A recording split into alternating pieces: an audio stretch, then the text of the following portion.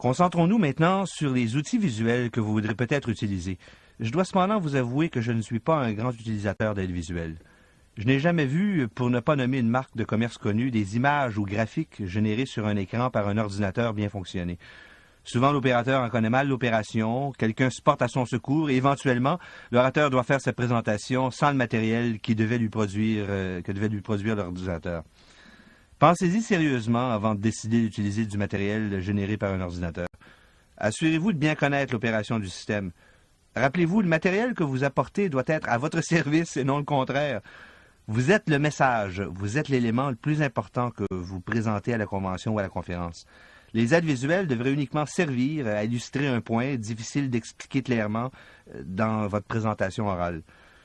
À l'occasion, leur utilisation peut cependant permettre de varier et rythmer votre discours. Mais lesquelles utiliser? Une bande vidéo, par exemple, permet d'apporter dans la salle des choses ou événements situés très loin. Vous pouvez également y ralentir ou accélérer les mouvements au besoin pour illustrer vos propos.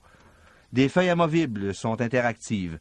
Elles permettent de se déplacer pour y écrire rapidement des graphiques ou des notes, ou y inscrire des commentaires que vous avez suscités de l'auditoire. C'est un des instruments que je préfère.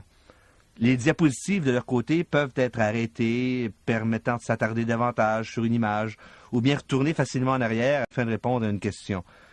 Des circulaires ou pamphlets distribués après votre conférence permettent à votre public d'apporter chez lui du matériel. C'est une autre façon de prolonger les effets de votre présentation. Ne pas remettre ce matériel écrit avant ou pendant votre conférence. Vous créez alors une source de distraction qui nuira à l'écoute de votre présentation.